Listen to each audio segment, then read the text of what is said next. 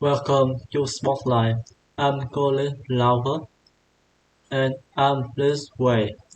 Spotlight uses a partial English method of broadcasting.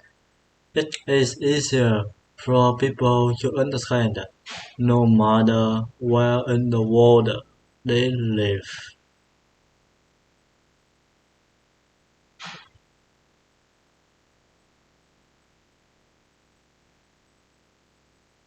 Think of an event in your life that you remember very well. You can think of any memory as long as it is clear. Think back. Where were you? Who were you with?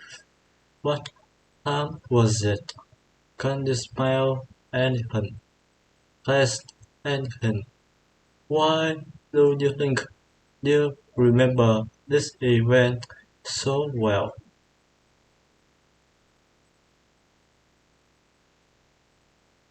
Memory is strange.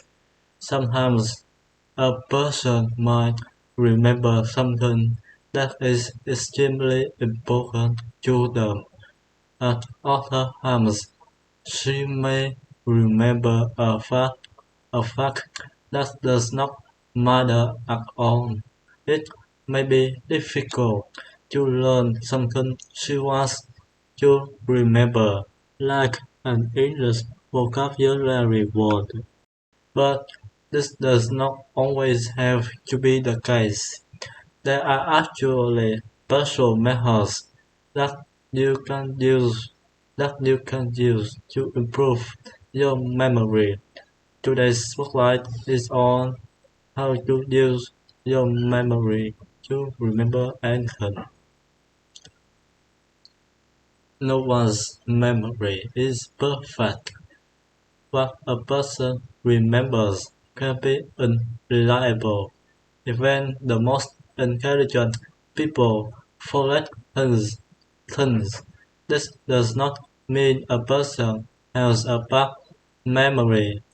It means he, it means he is not using his mind to his advantages. The brain has two kinds of memory. The first is short-term or working memory. This kind of memory is useful for a very short time. Experts say you can store four sets of information in your short-term memory at the same time. Information in short-term memory will last about 20 to 30 seconds or less, then it disappears. The second the second kind of memory is long-term memory. Long-term memory is what people usually think of when they say they have memorized something. Memorize memorize in the long-term memory scale. A person can remember them again and again. These are memories like the names of people you know, how you do a task, or memories from a special event from a long time ago. The trick of remembering is moving information from short-term to long-term memory. No one knows exactly how this happens, but scientists do have theories.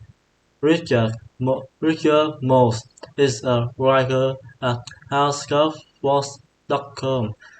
He writes that going from one kind of memory to the other is all about attention. You must focus on particular things. To properly create a memory, you must first be pay attention. You cannot pay attention to everything all the time. So, most of what you say every day is filtered out.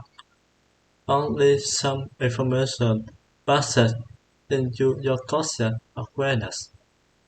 How you pay attention to information may be the most important part of how much of it you actually remember. People also remember things that are similar to what they already know. This is because of the structure of the brain. Most of the brain is made of cells called neurons. When we learn something, different neurons neurons connect to each other. When these neurons stay connected, it forms a memory. The more connections a memory has, the stronger it will be. For example, think of a person you know. When you think of that person, the same neurons become active in your brain every time. Memories can also link, link to other memories, making them stronger still. This is why memories with multiple senses last longer. For example, a memory where you experienced something by hearing, tasting, and smelling may be very strong because you use more senses in the experience. These memories connect different parts of the brain. Think of the person you just remembered. Do you remember what their laugh sounds like? Do you remember the sound of their voice? Finally, we make memories when we have repeated experiences. Each time we do the same thing, our brains make new connections. Scientists say our neurons activate or fire. Richard Morse uses Parkinson music as an example. If you play a piece of music over and over, certain cells in your brain fire repeatedly in a second order. This makes it easier to repeat this firing later on. The result, the result, the result. You get better at playing music. You can play it faster with fewer mistakes. Practice it long enough and you will play it perfectly. Practicing or repeating information is one of the most popular methods of remembering. If a person has vocabulary words, they are using this method, but this is not always the best way to memorize. There are many methods which use the other ways to remember or combine them. Another memorization method is called a mnemonic device. One well-known mnemonic device is called an acronym. Acronyms are helpful in memorizing words. To create an acronym, find a list of words you would like to memorize. It is usually helpful if there is something similar about them, and take the first letter from each word. Organize those letters into a word or phrase. You have now made an acronym. Each letter in the final word scans in for another word. So, to memorize many words, you only have to remember one. One famous acronym for learning English conjunctions is FRAMPOIS.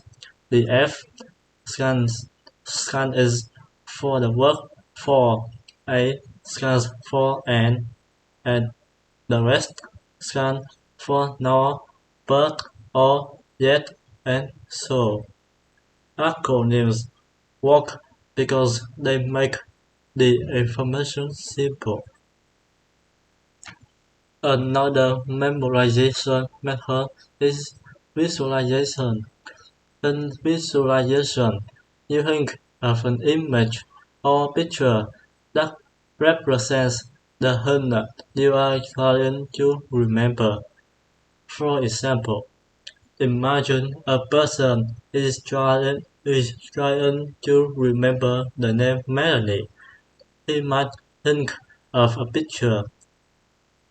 In the picture, a woman is holding a melon fruit. She is crushing the melon with her knee. The sound of the two images will remind him of the name Melanie. The the image the image is also very changed. It is easier for the mind to remember unusual things. Visualization works because it makes the foreign information into something familiar.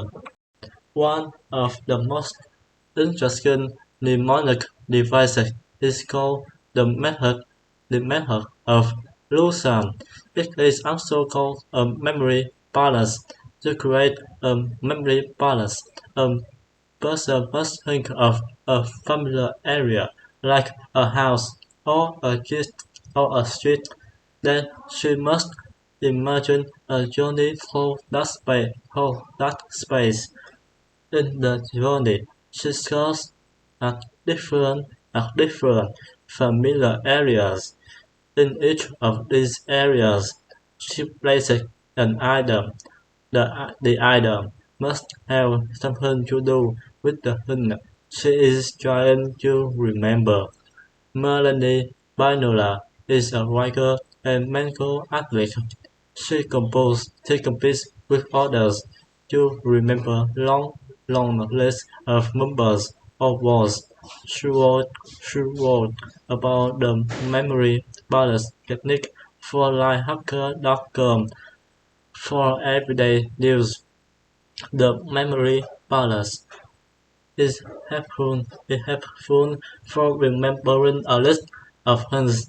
Start a journey beginning at a place you know very well, like your home. Begin at your door. If you want to remember a grocery list, imagine the items you need. Imagine a container of milk overflowing on your doorstep. When you get inside, perhaps you can stress a cocktail in your doorway. Continue to your living room. You find vessels dancing on the floor around.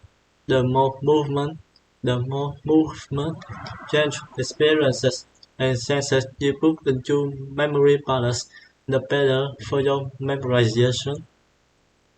This may seem like a lot of work, creating more information than the person needs to memorize.